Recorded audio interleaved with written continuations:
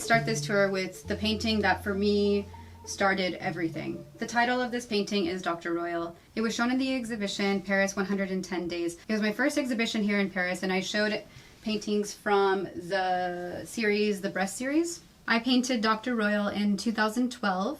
It is 38 by 46 centimeters. The media is acrylic on canvas with a few splotches of blue pigment, and then afterwards I've covered it with a varnish. And the Breast series was a series I created. I started in 2012 and finished in 2013. This series was inspired by my breast experience, which was until about the age of 15, I had a breast agenesis. And a breast agenesis is when one breast grows fully and the other one doesn't grow at all. So at around 15 years old, I underwent a medical procedure to augment the left side, and also I had a procedure done to make symmetric the right side, and that involved a breast lift.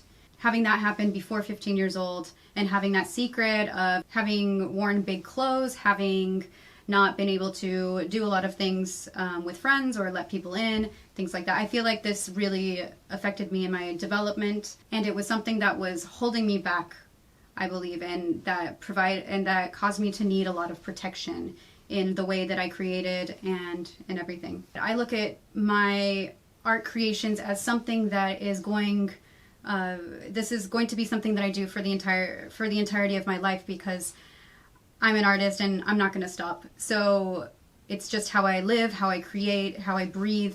And so I decided, even from a young age, I needed to somehow get this secret off of me. And I needed to share this secret with my viewers in order to be completely honest with them, to show them that I am human with my own biases. And I wanted them to be able to read the images that I depicted from now until the rest of my life, and read it knowing where I'm coming from. I tend to think about the art process holistically, from the moment of conception when I'm thinking about it and dreaming it up, and then when I'm spontaneously drawing it on the paper.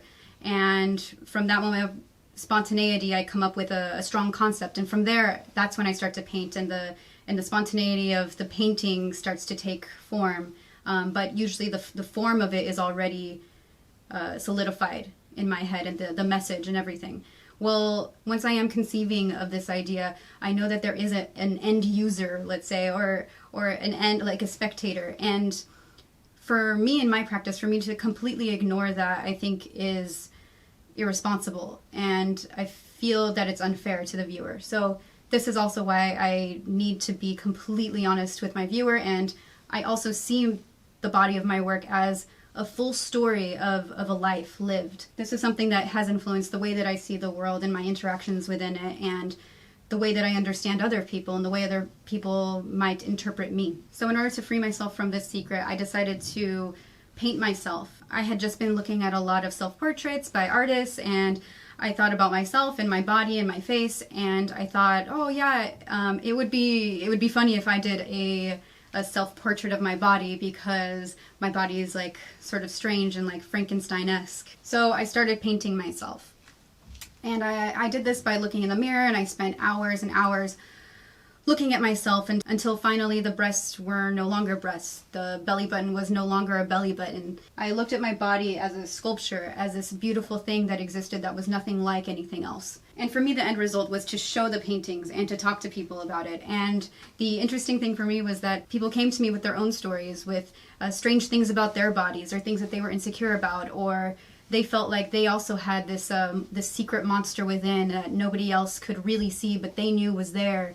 And that truly, perhaps that thing was what made them beautiful. It was the obsession of this experience that had been holding me back, but yet had given me some sort of superpower to understand the world in a very different way than I noticed other people do. While I was creating this piece, the memories just kept coming back to me, and I remember people telling me as I was growing up, wow, you're so beautiful, oh, you're so pretty.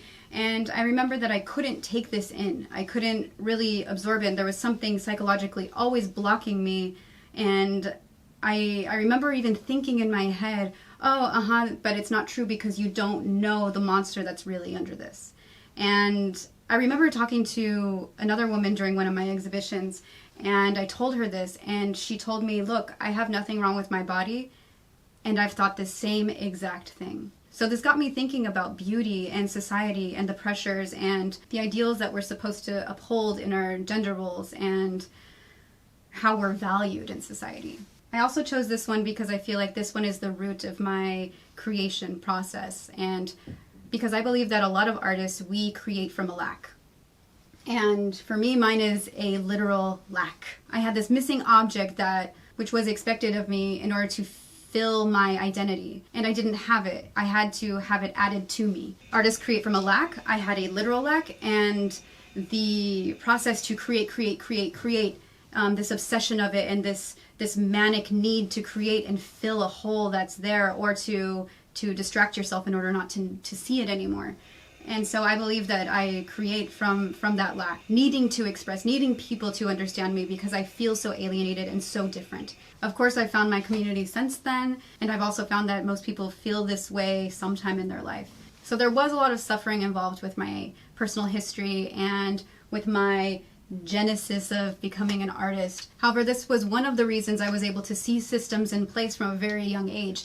This constructed reality that we all believe in that isn't even true, that none of us actually really fit into. I grew up half Venezuelan, and I was constantly living this duality between American culture versus Venezuelan culture and traditions, and living one way in the house and living another way out into in the world. And this duality was solidified by this breast experience of having another secret life or a secret identity, and also understanding that I live in a system in which I would have to augment my body in order to fit in. And this duality intensified with the rise of the internet, with the virtual world versus the real world, having my virtual or synthetic breasts versus the real and organic biological breast, which in the end inspired my main body of work, which is looking at the transitions between the real world and the virtual world and how they influence one another. Oh, and also the title of this work was inspired by my surgeon's name, Dr. Royal. So that was the story behind Dr. Royal. Thank you for watching. Peace, love, and art.